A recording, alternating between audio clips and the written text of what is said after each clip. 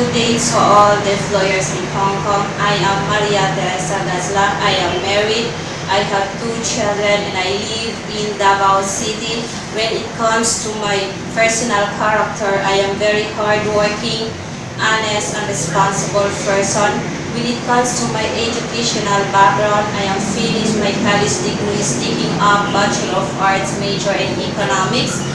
For my past experience, I am working for 5 years in Cyprus and I'm taking care of 2 children. The age is 5 and 2.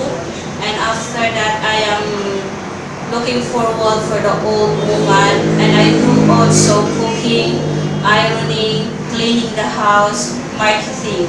That's all. So how many members of the family did you serve? I serve 5 persons inside the house, 2 children and 3 adults. How big is their house and how many rooms? The house consists of 350 square meters and they have 3 bedrooms. Other than you, do they have other maid in your employer's house? No, Did you sleep together with the children at night? no. So why did you not extend your contract? I cannot extend my contract anymore because it's finished and no more extension.